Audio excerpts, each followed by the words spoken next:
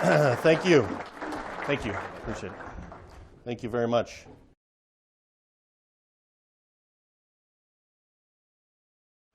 I'm going to call you guys the disruptors this morning. We're going to be talking about disruptive car wash technology a little bit, and I know some of the disrupted are probably still in bed, so I'm going to call you guys the disruptors, the ones changing the industry.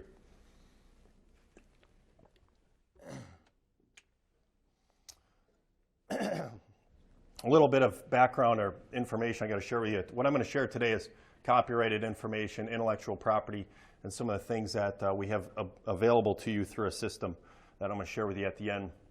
This is also not a franchise offer. Franchise process is official and a legal thing that we have to go through and give you disclosure documents, so this is not an offer for a franchise today. So my name's Ryan Essenberg. For those of you that don't know me, I'm a third-generation car washer. Been in the business since I was a baby, and this is my family, and today we have 7 corporate stores. The two claim to fame that you probably hear a lot about is the top picture. It's called the Waverly location, we call it. It washed 1 million cars in its first 806 days. If you do the numbers on that real quick, which was about 420,000 the first year and 480,000 the second year. We just broke a new record a few weeks ago of 224 cars in 1 hour. We're experts at processing, and that's what I'm going to talk to you a lot about today. The bottom picture here is our newest location, which we call the Rivertown location, and it just washed just about 200,000 cars in its first 12 months open. So I'll give you a little background before I dive into belts, brands, and buildings and how we got here today. We started washing cars in 1969 when my grandfather started our retail operations. Through the process, we opened and acquired a few locations. We reinvented car washing equipment with a round arch and a unique design that was built for express car washes. We've realized when the customer's in the car, the equipment must look nice and it has to show well. So we redesigned and reinvented car washing equipment. We packaged that. We saw a lot of disconnect in business models around the country. So we built models, Express, Flex, Gas, and Mini. We packaged the car wash into a predefined design and layout. Then in this seminar in 2013, I shared the 5 factors of express car wash success. In 2014, I shared how to build the ultimate express car wash and attention to details. And in 2015, we built the ultimate express car wash, the Waverly site I just talked about. And then last year, I shared with you the fundamentals of how to duplicate that success. This year, we're going to be talking about industry disruption and disruptive technology and exponential growth opportunities. So a little bit of background for those of you that weren't here last year. I'll pick up where I left off. We talked about branding, processing, critical densities, the theory of building multiple sites in a small location so they add value and contribute to each other. Clean, shiny, dry, and turning out a great car. We talked about marketing. We talked about hiring great people and how to leverage people versus equipment in correlation to each other. We talked about smart design. I'll talk about that a little bit more today when we get to the building section. Talked about site selection, locations, and implementing a business system and a business process to make your wash more successful. And this year, in 2017, it's your time to shine, and I'm going to share with you how to disrupt the industry, out with the old, in with a new industry model, adapt or die. There's massive transformation happening. I'm going to show you some of that today. We're working on a massive rollout nationwide and worldwide. There's underserved markets all over the country and a great opportunity there, and existing operators have been slow to catch up. And what this means for all of you that are here today is a big opportunity. 2 big forces that I'm going to share talking about what's happening in the car wash industry. The first is a very exciting term called profit amplification. A lot of money is pouring into the industry right now, both in investment capital as well as most profitable of retail locations in a long time. The second thing happening is what I call a technological leap. It's a big advancement all at once of new technology and innovation that massively disrupts the current industry. This year, I believe it's all about ROI and understanding supply and demand. So with money coming into the industry, we see investment-focused investors that care about return on investment. And somebody who cares about return on investment knows that the more money you invest, the more money you spend, and get a greater return, you make more money. Versus the old days, the car wash industry was a very mom and pop focused industry, which it didn't matter really the ROI. It was, hey, I've only got this much money. I really want to own a car wash, so give me the bare minimum, even if it's not the best investment decision. We see new demand created today by the monthly wash club that's requiring thousands of new car washes to be built. Robert Kiyosaki said, like a surfer, people who catch a wave late usually wipe out. The technological leap I'm talking about is new, highly efficient technology. Today we can wash a car cheaper and more efficient than we used to be able to with water, electrical savings, chemical savings, things like that. Also lean operations. I'll talk today about the flight deck concept and how we save labor with a very efficient operation. An app and a customer integration technology where we're high-touch environment that's connected to the retail locations. A new technology and belt conveyors I'll talk about in this technological leap ahead. Point-of-sale commoditization is happening very quickly. Never again will you pay $150,000 for a point-of-sale system. That ship sailed. Today you download an app on the App Store and boom, you're in business with a point-of-sale system. And processing technology has improved. Today we can process more cars faster in less space, and it's been a dramatic improvement. A little bit of background for those of you that are new to the industry, a little science of where we believe we stand. We believe this is a teenager stage industry that has yet to have really adapted to mass rollout. The experts that look at this kind of stuff believe the most money is made right about now in the industry where it takes off exponential growth in the next 10 to 15 years. We believe, based on the economics of what we're seeing with the new demand or new supply required to meet the demand of the wash club, that about 2,600 new car washes need to be built in the United States just to service the existing gain in the industry, and about over 8,000 worldwide. That's just to supply the demand by the monthly wash club. Today, the industry, for those of you that don't know, is very mom and pop industry, and we're trying to change that, but it's 8 locations today, puts you in the top 50 chains in the country. Okay, there's a desperate shortage in most markets. Now, a lot of markets in the country I'll talk about today have outstanding car washes and great operators, and many of them in the room today, outstanding car washes, but there's a lot of markets that are underserved. We're finding them all over the country, mostly the mid-size and smaller markets. In explainable failures of rollouts and chains in the past, we understand why they failed and how to make sure that doesn't happen again. This is about where we believe we're at in this growth curve, a very exciting time to be in this industry. I want to tell you, I want to give everybody today a snapshot of really the car wash industry. And thanks for Google Maps, I was able to kind of do that like a customer would without having to drive around and look at car washes all over the world. So I pulled up a map and I looked for cities, and the first one that popped out at me was Columbus. Now I thought, Columbus, that sounds like a good old average American city, a good hometown city. Now actually there's not just one Columbus, there's 18 cities named Columbus in the United States. So I randomly selected car washes like a customer would by pulling up a map and saying, hey, let me find the best, nicest looking car wash. Randomly selected, I came up with these 4 in Columbus markets around the country in different cities.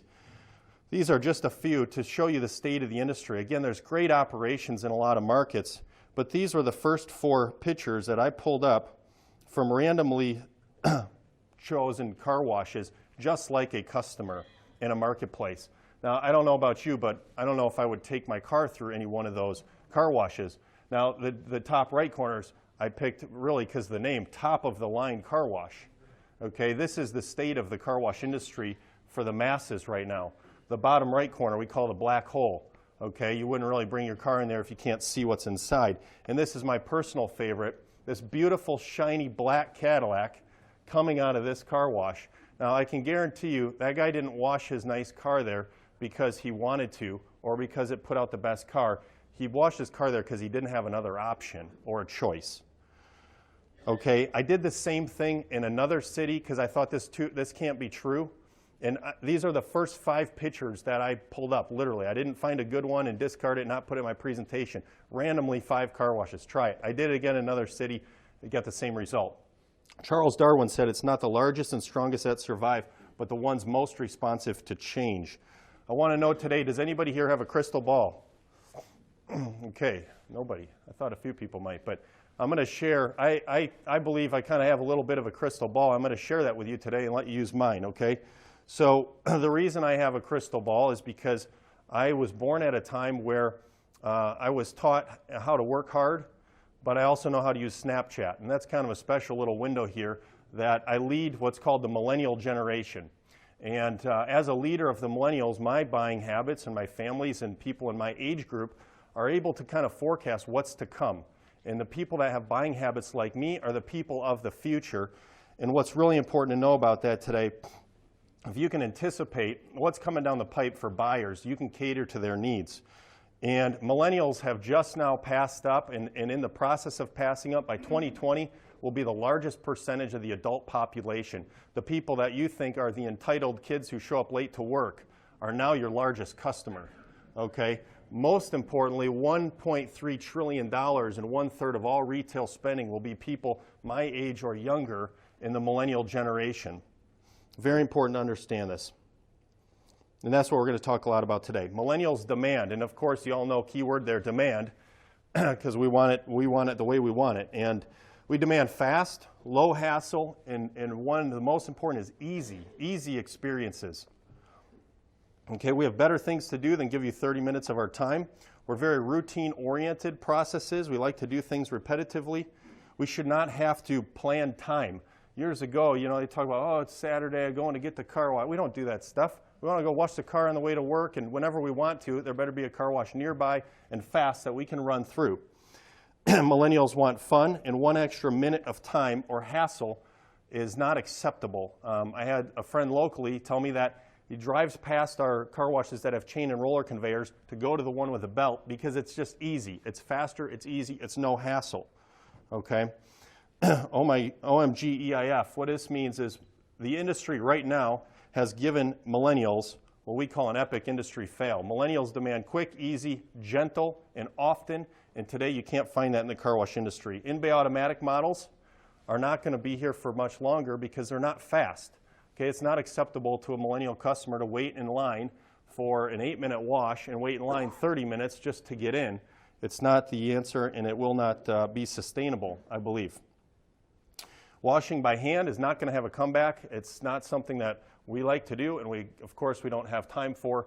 We've got better things to do, and it's just not easy. So I don't believe that type of market space is ever going to have a comeback. And most car washes today are just not good and not putting out a good car.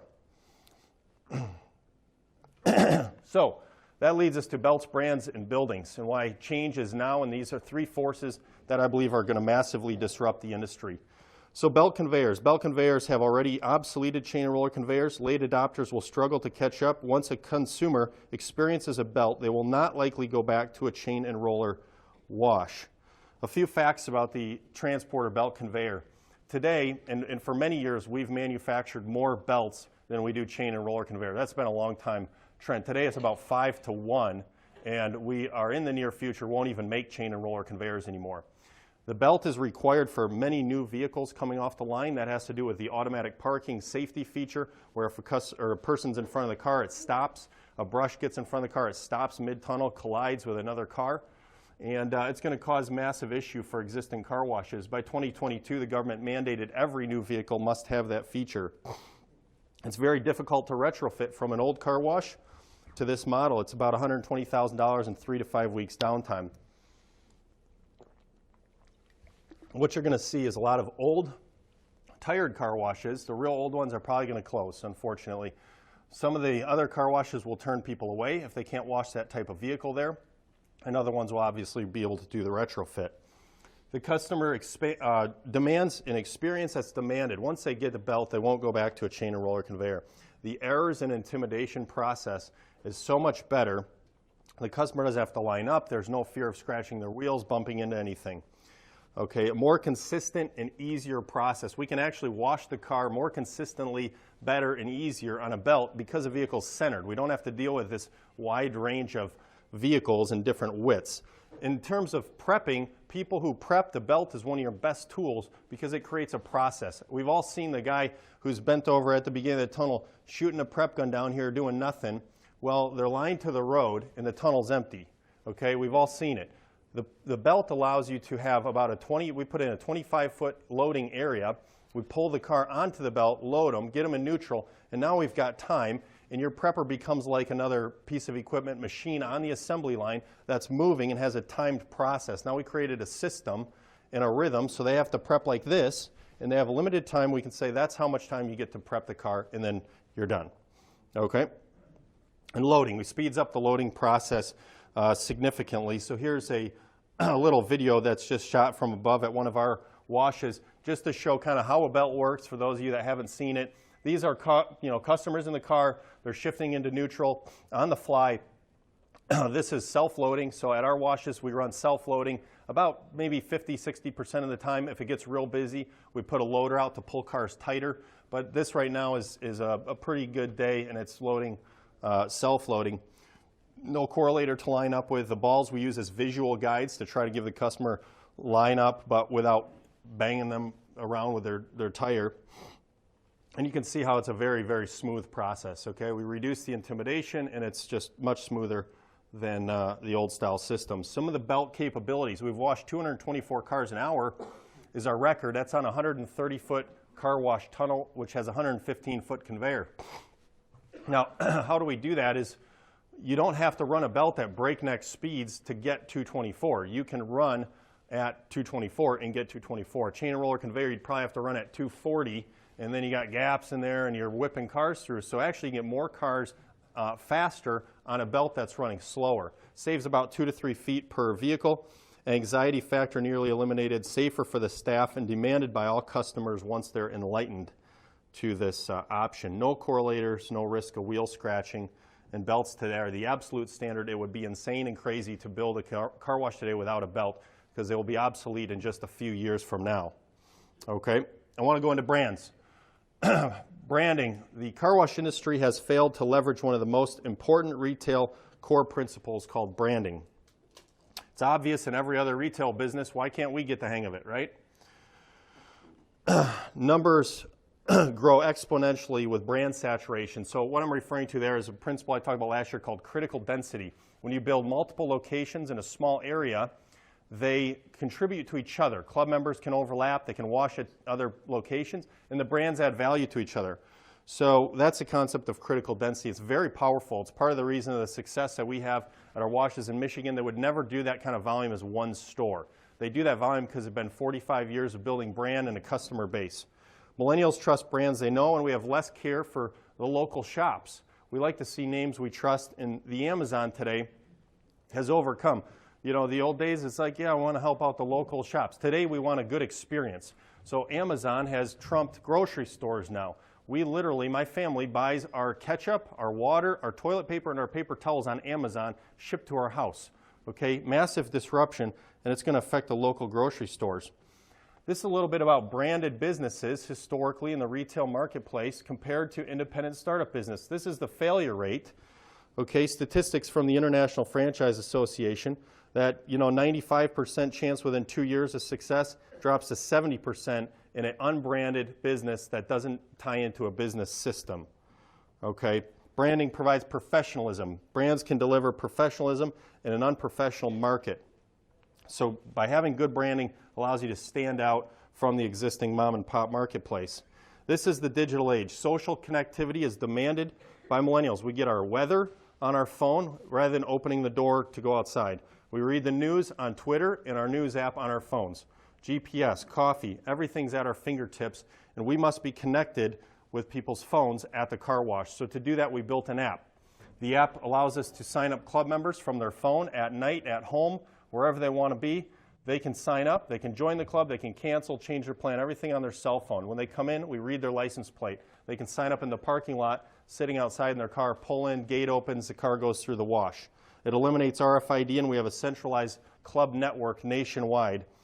And there's a new concept that's taking off in Europe called roaming. It's a principle of where actually one person can own the club members, and they can wash at different washes. So in a sense that a car wash that's at capacity, who has a lot of members and doesn't have the car washes to handle the demand, can roam on other people's car washes, essentially your competitors, and get paid for it because you own that club member. It's a new concept. So this is disruptive technology. It's going to be a much better process today. It's faster. You do it all from your home. We have people, husband goes to the car wash, signs up, goes home, puts his wife's car on at night, sitting at home.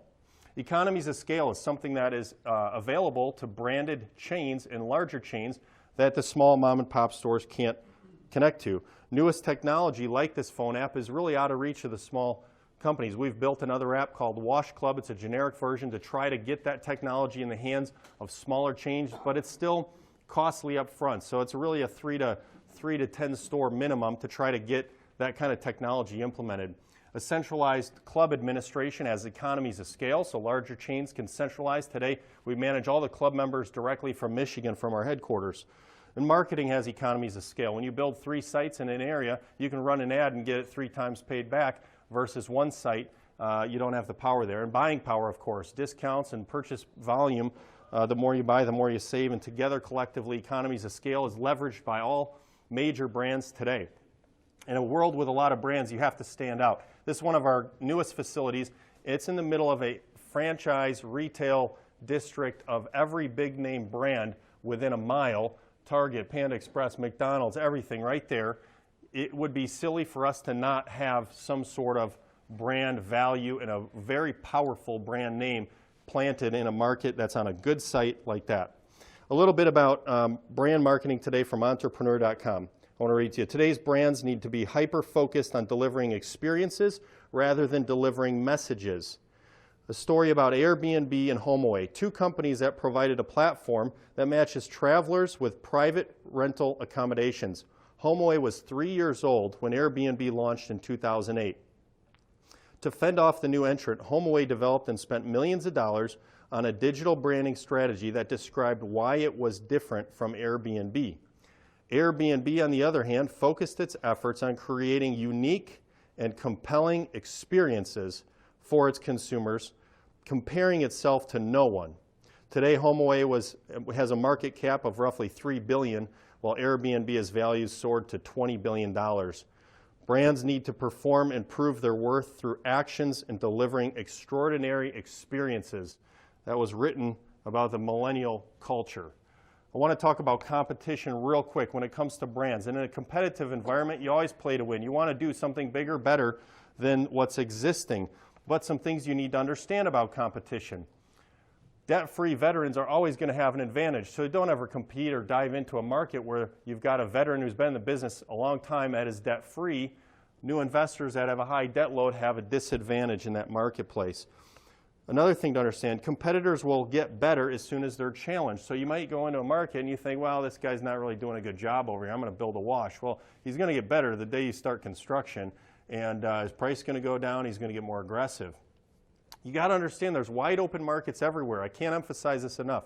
There's bloodbath markets around the country that are way oversaturated, and then there's these towns everywhere. We see them every day. We're building washes in cities that have no tunnel car washes, put in 1 car wash, and they're killing it because these are untapped, underserved markets that are under the radar. So why go into a bloodbath competitive market when there's wide open spaces? And then you have to understand, building in a competitive marketplace, you're just dividing the numbers in half, and you create 2 nonprofit car washes, and it does nothing for anybody. Okay, when you understand that there's markets out there, you have to be creative, and you have to go find them. A summary about branding as it applies to car washing. Multi-site environment is very important. We like to always go and build 3 in a marketplace, 3 so we can get economies of scale and all that good stuff. It takes time to build. Our Waverly location washed 1,000 cars its 3rd day open. It did that because we had 45 years behind it of customer base and brand recognition. McDonald's doesn't go open a new store today and bring out the fire trucks and we're getting the mayor out here. We got to do all this. They open the doors and they're busy day 1 because they've built brand and people know what they are going to get. Consistency is very important. What makes Southwest Airlines, McDonald's, all these companies may not be the best product in the world, but it's religiously consistent. And experience. Experience is very important to the process. I'll talk more about that in a minute. Environment that feels good. We call it looks great, feels great. It must feel good to get your car wash. It's not so much about just the car wash today. It's about the feeling you get when you're in a clean, shiny, dry car. And branding. And the building is a brand itself. Today we're seeing that the look in the facility separates you and identifies you as a brand.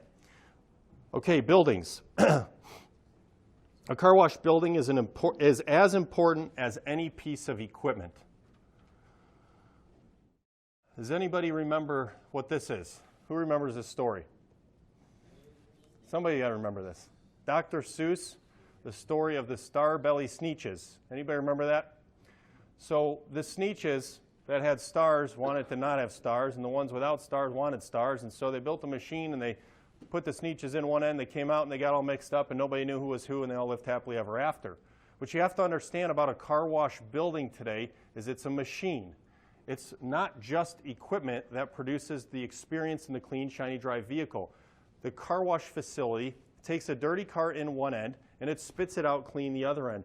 And there's things I'm going to share with you about how the building is involved in this process. So it's one of the few businesses that the facility is part of the process, the result, and the experiences. I couldn't think of very many. I'm sure there's a lot. And architects don't understand this. If you go to an architect, they're going to draw you a floor and a box like they do with every other restaurant, every gas station, every grocery store. Okay? This is a machine that processes vehicles. The only one I could think of was like a skydiving center, indoor skydiving. Pretty important that that building is developed to deliver that product properly, off the plans, by the book. This is going to work right. There's not many businesses like that. McDonald's can go build a ground up, or they can go in an airport, and it's still the same cheeseburger, okay? So, a facility with smart design, very important to the car wash process. The ease of turning left. It's also important because the customer's in the car. They're part of this whole thing of coming in dirty and going out clean. No mazes on the property, making it easy. Team members stationed on the driver's side of the vehicle, always. Equipment controls are line of sight, so we can manage the equipment easily. We look at things like the curb design around the property, okay? You're going to get people who claim you scratched their wheels. Last thing you want is them scratching the wheels on a curb on the property when they pulled in. Light transitioning from outside, it's bright, inside it's dark sometimes.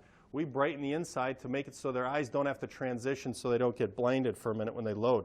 Proximity and centralized labor for the flight deck, so that all your labor's in one spot, and proximity to customers' interaction. You see in the bottom picture, people at the vacuums today, they're stationed right there. They can go, and the staff is very close proximity.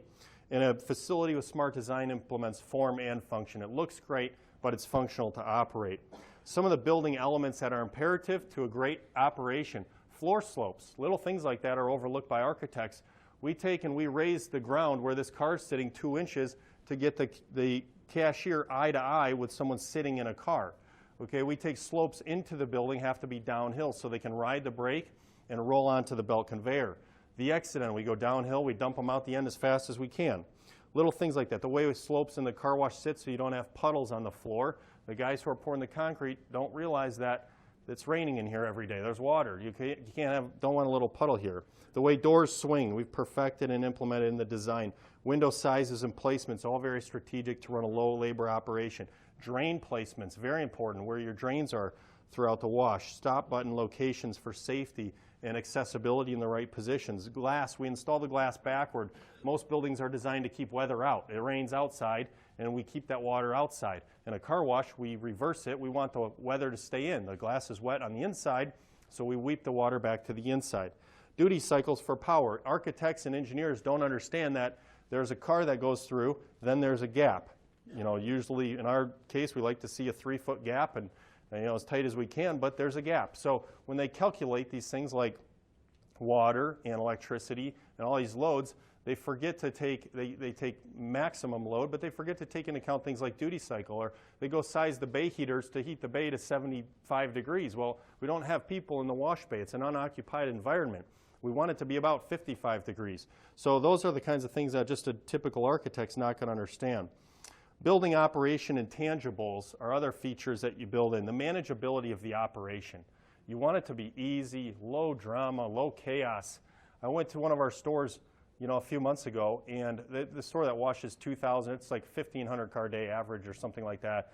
And it's washed 2,900 cars plus is the record. I went there one day, and the cashier said, it's kind of slow today. I go, look, it's a 1,000 car day. Because it's a manageable, easy to run operation. Effortless, really, people call it. Automation and features. We control the roof vents, lighting, everything on the wash controller, automatic timing. And there's wow factor. The wow factor to a facility becomes a marketing investment up front. So you kind of pay for your marketing once by having wow factor. You get buzz around town, people are excited, wow, look at this place, awesome, I got to go there. Well, that's marketing, really, but being invested up front once and done. Smart design equals lower operating cost and gives you a competitive advantage. We use what we call an active manager concept. On the picture to the top right, that's the manager. There's no closed office anymore. There's no door. There's no sit-down area. This is a paperless world. Everything's cloud-based. You stand up there and you're facing cars incoming in the loading area. Everything's line-of-sight control with low labor, okay?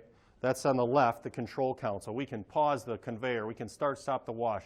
We can add functions to a car that's pulling in right there. The details count for manageability, everything like the way the door swings. And that's the control console on the left. Integration of building equipment is throughout, from the chaseway that runs under the pod system to the way the back room's designed to keep electrical main service near the dryers where most of the electrical is used within 15 feet of space.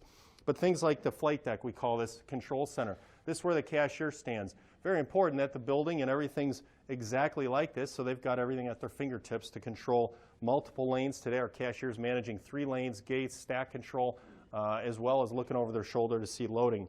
Managing all wash systems effectively. This is a picture of the outside from the flight deck. More integration of building and equipment. Smart buildings, roof lighting control I talked about. Centralized gravity feed pumps. Today, instead of having a bunch of pumps with tanks on them with low level sensors and fill valves and all that to manage, we put one centralized tank up high in a mezzanine. It's gravity fed to the pumps, and it centralizes and it mixes with RO reject water to use it. Smart, very smart system. Parts storage and workbench spaces, things that other people don't account for in architect when they're designing a building. Trash cans strategically located for the bay for cleaning and pickup of pop cans. Partition walls, we compartmentalize the wash bay into 3 areas, a loading area, a washing area, and a drying chamber. We do that through partition walls. They're very cost effective. They're a little 2 1/4 inch panel that you put up. But important to the wash process and important to the outcome of the vehicle.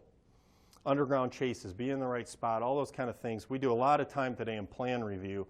It's all about looking at this and making sure everything's going to be perfect because it results in an easy operation. I'm going to give you the millennial compatibility test and quiz yourself a little bit here. Be the disruptors, not the disrupted. These are a few things I thought, maybe today need to be addressed to be compatible with my generation. If you run ads in newspapers, that's probably not on the right track today. I don't think many people do that anymore, but you ought to be on Facebook, Twitter, Instagram, everything. It's like a billboard. It's much more cost effective, and you can do a lot of things very easily online. If you towel dry for tips, that's not compatible with our generation. There's a reason for Uber, because we don't like the uncomfortable, is this enough? Is it too much? I don't know. Do I have to tip? Do I not have to tip? This guy's drying my car extra long because he wants a bigger tip. I don't want to wait here. Get me out of here. So that's not sustainable. That's not going to stay around. If you push upsells too hard, we don't like to be sold, but we love to buy. Market hard, sell soft. Okay, at our washes today, we don't do any upsells. If we're doing a promotion, maybe we'll do one, but you pick the wash you want, that's what you get. It's an easy, no-hassle environment that caters to my generation. If you push me and you want to get me to upsell and this and that, I'm not coming back. Dark and claustrophobic feeling. Okay, especially ladies in general, car washes are typically known to be kind of dark and tight. Today, that's not acceptable for this generation. We like to have comfort, space. If your express wash takes more than 7 minutes, it probably shouldn't be called an express wash. And if it's not easy, very important that it's just got to be easy. A couple predictions I want to share with you today of things I kind of foresee coming in the future. So I talked earlier when I opened about a shortage in supply. So the Monthly Wash Club has created a new demand for car washes, and more people are washing their car today than ever before, and we're getting them in by the Unlimited Club membership programs. And so there's a shortage of good car washes in many, many markets around the country.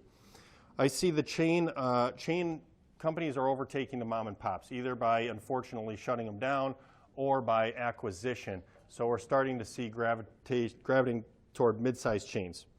Experience-focused customers. Okay, this is an important one.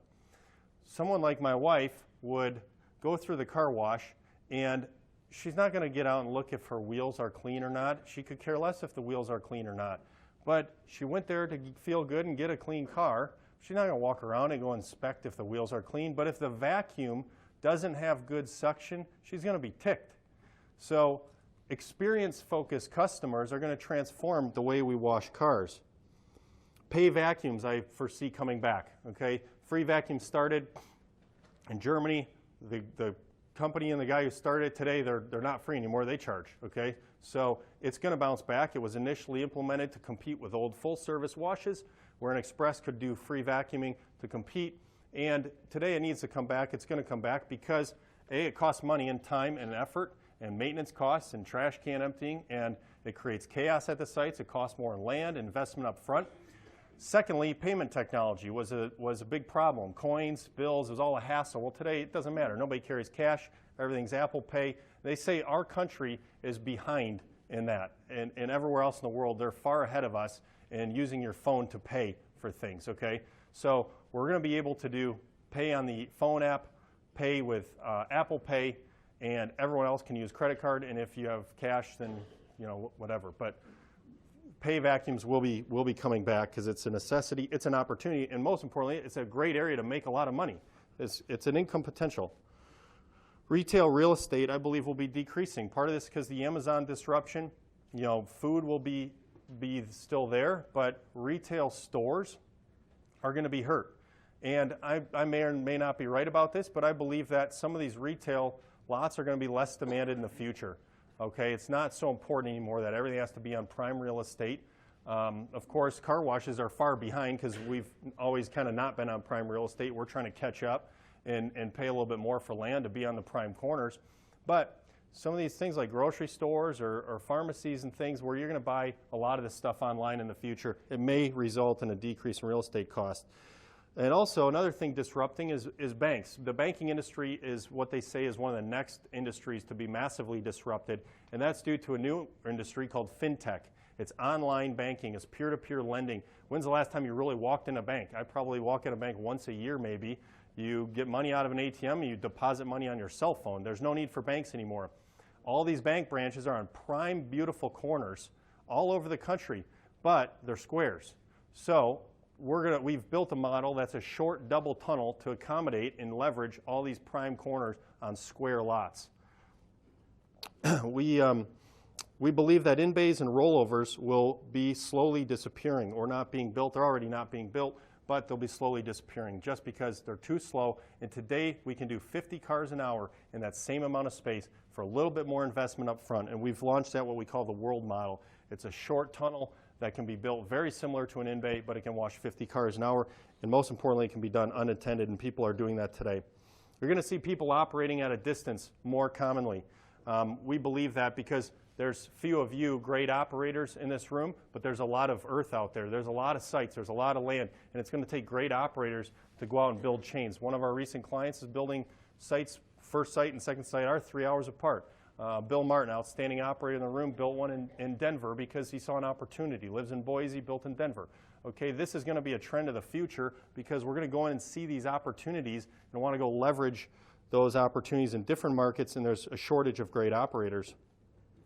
Dealerships, I believe, will be reducing vehicle inventory, and that's going to leave an opportunity to pick up pieces of dealerships' massive parking lots. The reason I believe that is because as a millennial, if I was going to go buy a new car today, I would not go and pick one out of a lot. Those are just kind of the cars that are there.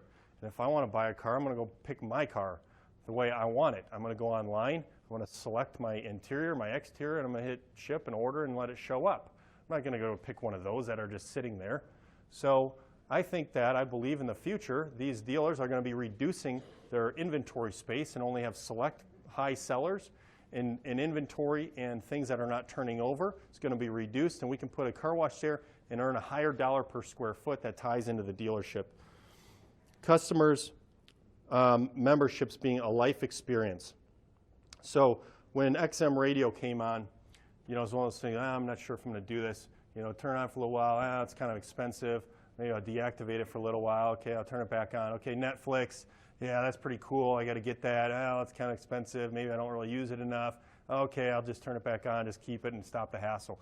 Club memberships, I hope and believe when you turn 16, you sign up for the club. When you don't have a car anymore, you cancel your club. That's the way I expect it to be. I think it's going to go to that where it just becomes not one of those get on, get off, get on, get off, and that's where I think the price needs to remain low. And it becomes a life expense like your internet, your cable TV, your Netflix, and your XM radio. It's just something you have to have.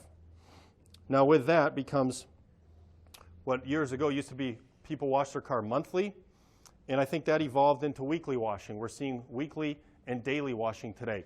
I believe that The next step is actually going to be multiple times per day.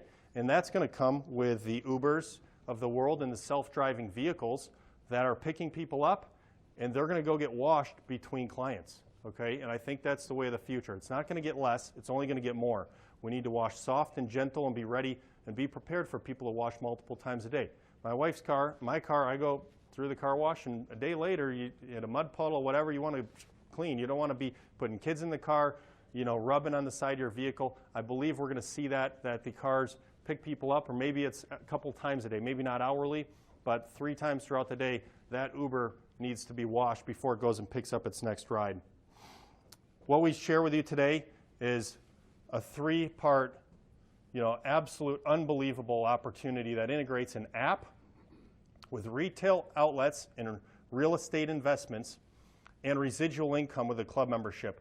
I can't think of any business or any industry that has those 3 components. There's very few.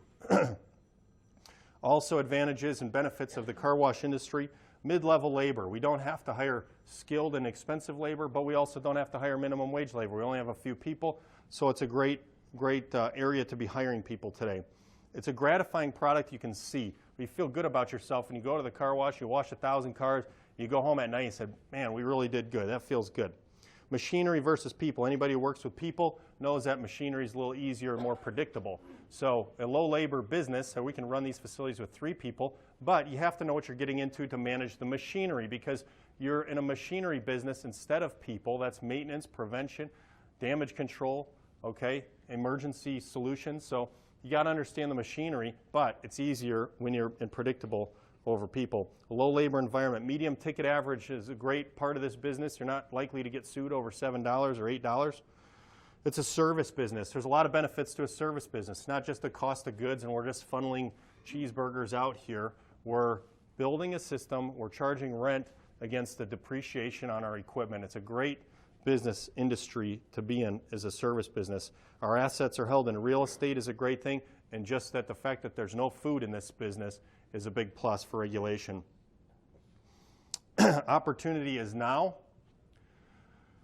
And what I've shared with you today, conservatively, again, about 2,600 car washes we believe need to be built in these mostly small markets around the country. It's not the big cities. Everybody's got eyes on the big cities. It's the small markets that are untapped and underserved. And over 8,000, and these are very conservative numbers. These don't even account for the shortage we've already had before. That's just to meet new demands generated by the monthly wash club.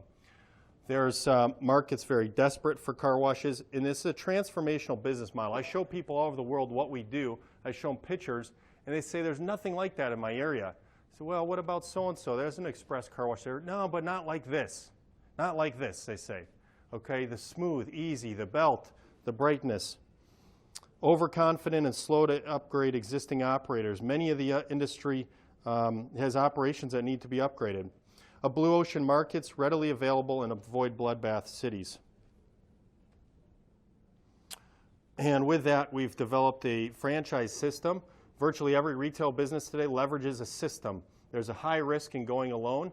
We've put together an operations manual, training, and brand trust to package it. Our end goal is mass rollout. We have 6 locations open in 4 states, and we have 4 other states under contract as well as internationally. We're giving you a 45-year veterans, giving you an opportunity to join a very exciting rollout at a very exciting time. And I'm going to share with you a, sorry. Let me start over here. It's just a 130-foot express tunnel, capable of delivering more than 200 cars per hour, clean, shiny, and dry. And it's built on nearly 50 years of car wash industry success and innovation. And now it's a franchise. Experience the Tommy's Express franchise model in 360-degree virtual reality.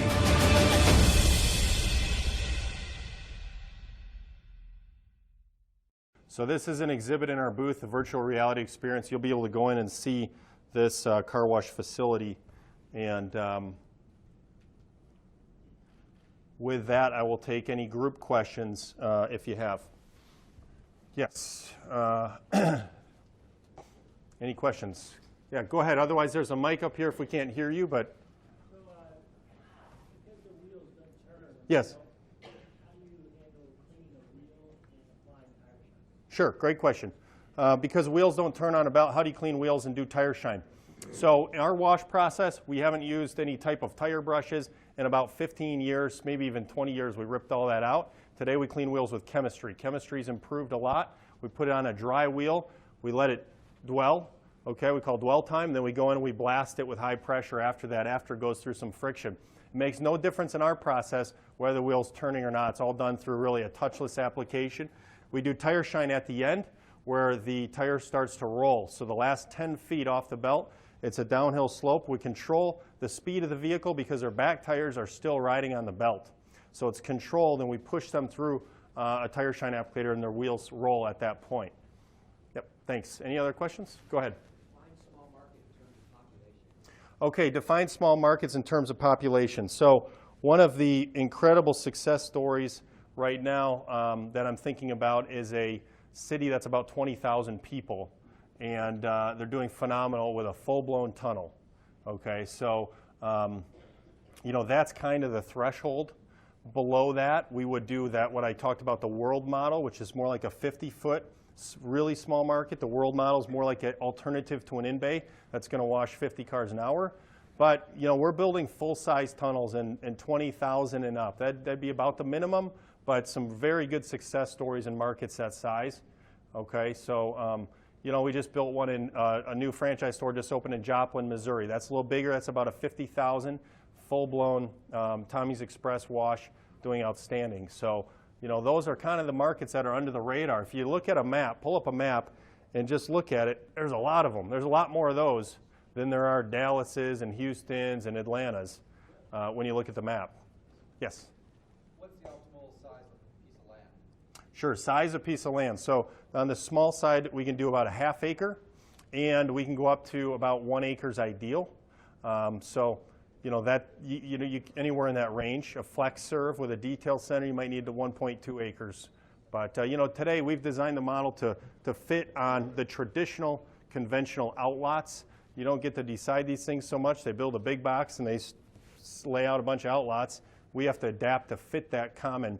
But the square model will help because now it opens the door for a lot new, a lot more sites. So, yes. In the Denver area, I have a horse in the Denver area. They require recycled water. Mm-hmm. Back. Yes. They're crazy. Yes. What number do you have any using recycled water? And number two is how do your windows and glass hold up? Because I've been in business a long time. Yeah. I've got difficulty with that. Great question. So, water usage and windows. Today we use less water than ever before because of a process we developed where we kind of put a little soap on, then we rinse a little soap off, then we put a little soap on, we rinse a little off. And that keeps us from having to give the car a gusher at the end of the tunnel. And that gives us an overall water usage. Right now we're running about 32 to 33 gallons per car. So we've been able to reduce that to where a 2-inch tap size is our standard all the time, even if we don't have reclaim. And when we have reclaim, we're down to about 22 to 23 gallons. We like to use reclaim in moderation because anybody who has reclaim and uses a lot of it knows that there's a cost either way. There's a cost to the water, there's a cost to the cleaning, the smell, the mess, and the experience. So we use reclaim door handles and below in moderation. We never put on the top of the car. So it's only saving us maybe 30% water usage. But in terms of windows, the bay, the wash bay, is wider open, and so the windows don't get as wet. And the key to keeping them clean is repetition. We go every night, we clean the floor and every window. And again, that's part of our job. It's part of owning a car wash. You're in the cleaning business, and you better have a clean car wash if you're going to show people you know how to clean. We're in a cleaning industry. So we go through and we clean those windows every night. And if you do that, the repetition's probably the best cleaning product of anything, just to do it religiously. So it's about a 45-minute process we do every night, from cleaning the cloth, greasing bearings, to inspections, picking up tools, and cleaning. So, does that answer? Yes. On the smaller sites, have you ever built a 2-story with the equipment upstairs? We have a site that's restricted in space, and we put the equipment downstairs, actually. And we've done a few upstairs. Upstairs is okay. It's all not ideal. You're going to deal with weeping problems if it's upstairs where things want to drain. And downstairs, we ripped out most of what was in the basement today with the pod system. The pod is what sits in the bay, and it's all your soap functions inside the wash bay, and a lot of that eliminates the back room. So the back room in a brand new facility today we built is 30 feet by 10 feet. And when you walk in there, it's spacious because we've gone down to every pipe, everything, where it should sit, why it should sit there, getting the best possible design. And so there's really not much in there anymore. So 30 feet by 10 feet, plus we have a little mezzanine in there for passive equipment like air compressors and water storage tanks. All right, so today I would squeeze it and avoid doing an upstairs or downstairs if you can. Yes? Do you have a minimum required length for that conveyor, the new conveyor? We've done about 40 feet, is possible. When we do what's called an in-bay conversion, we'll take an in-bay automatic out, cut the floor, and we'll put in a belt, if we can, from footing to footing inside that building. And about 40 feet, that's the point where it's, doesn't make sense really any shorter than that. So over on the wall. Track system, what's the maintenance like? And what's the lifespan? Sure, good question. Maintenance, we have some documents on that track everything we've done to it. You have to change a few things. You have to change sprockets. You have to change plates, deck plates underneath, and then you have to replace the belt. Those are things that we've kind of amortized. The thing about a belt you got to understand is those lifespans are maybe longer than a chain roller conveyor, but they're more expensive. So when you go in and do maintenance on a belt, there's 4, 5, 6 people involved in lifts versus a chain roller conveyor. You're one guy, 2 guys down there holding the motor and stuff. So in terms of cost, it's not much different. It's probably a little bit more, but we've optimized it through managing wear. So really the secret today is cleaning and inspections. Okay, as long as we keep an eye on it, we make sure we don't wear through plates underneath. But we have to replace the belt. We just did 300,000 cars on a belt and 1 set of sprockets at one of our newer stores. And then we flipped it and ran it the other way and then keep going. So the full life is, we're running about 380,000 cars maybe right now, so at our stores. Yes? Solar, we have played with it a little bit. Sometimes the best place to do it is on your vacuum canopies. On the roof, you always maybe have problems or people up there penetrating the roof, stuff like that. So it's a nice thing on vacuum canopies. We haven't done much, but yes. So you have this 200,000 washes a year. What would you budget for maintenance? And then also, what would you suggest for a CapEx equipment replacement set aside regarding a brand new wash? Yeah. Okay. Well, great question. And one of the things to understand about you're in the service business and you're selling rent on your building is wear and tear. And so what I always tell everybody is depreciation is not a perk on your taxes. It's a real expense. And you need to understand that because I call it like a jet airplane. When you're flying on a jet, your fuel is your cost now, and then you put almost that same amount of money again aside for depreciation on the engines down the road. Car wash is very, very similar. We've graphed that almost 50% immediate cost, 50% down the road. So it's a big number. That might be like 70 cents a car that is going to be wear and tear for when you need to replace that equipment in 15 years. We always say you'll replace the equipment because it's obsolete in technology before it wears out. But that's a fact of, again, branding and good retail brands is you always stay up to the latest and greatest. Okay, when McDonald's, what did they do? They tore down the old facilities and built brand new. They did that for economical reasons because it's the right thing to do to stay up to pace. We failed to do that in the car wash industry. We don't have the leadership of people saying, look at the economics. You got to do this. Tear down your place. And we're in the process of looking at that at one of our own stores to tear down and rebuild. Because of this technological leap, we've got to get to the advanced stage. So that's a great question. I don't know the exact number off the top of my head, but it's something you have to understand in this business. Otherwise, you'll run your car wash into the ground, and you'll be going back to the bank when you need to renovate it. Okay? Anyone else? Otherwise, we're going to have one-on-one questions. Go ahead. For the safety, like I've seen you put the car right behind each other, but you have a way if someone accidentally put their car right or back, like stop it. Yeah. Like for the wall Sure. Like a drive-through, somebody who's driving through, and you mean like a collision.